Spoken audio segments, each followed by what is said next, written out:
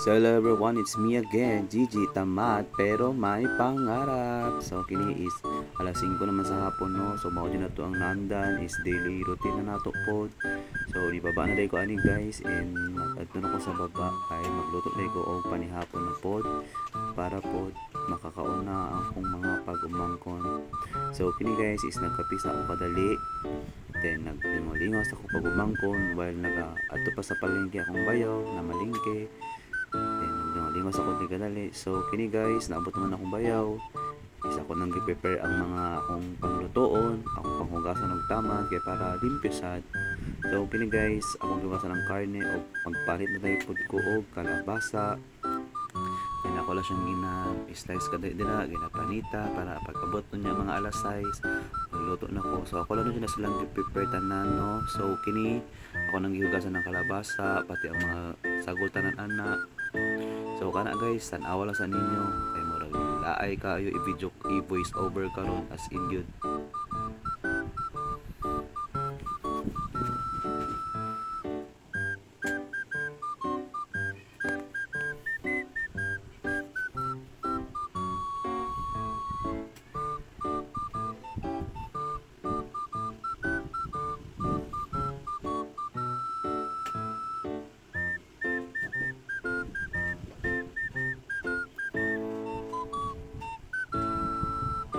So kini guys is na-prepare na ako tanan.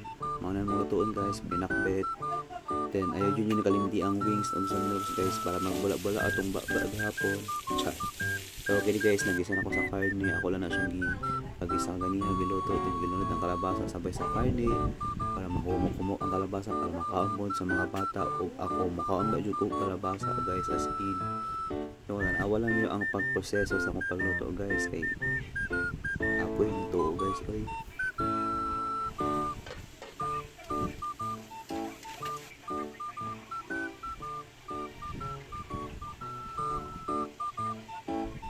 So kana guys, timplahan na po na ko na siya og toyo, paminta, then ako lang na po nang lutoon ang kalabasa sa toyo para sumi kaayo. Then pakluban ako na ron, spamo ko na lang dito siya guys. So kana lang sa nawalang. Then nakukat ko og kanon sa akong pagumangkon guys para pagkaon niya unya bugnaw, pabugnaw lang na po nako. Oh, so masilip pa jud kadali dira oh. Guys, ako na siyang gipay okay kaya marang makumok naman itong kalabasa na no.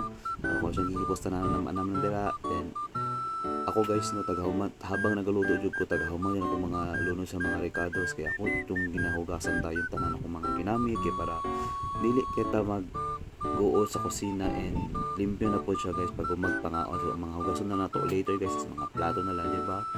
Comment na mo guys kung ingana po mo guys. Hugasan ninyo mga ginamit para wala na daghang hugasonon unya pag magkaon, di ba? Makasimple guys. Dinibyuhan nimo. So kana guys, ako na siyang ginimplahan usab, gituyuhan, gisabawan gamay. So kini guys nakalimtan pag jud nako nga namurag naa mo jud kulang ba ang ampalaya dahil guys as in ang kalimot jud ko. So kini guys, ako na siyang gilunod kadali dira. So luto na po siya guys, mga onami. Kala sa po today's video. Babush.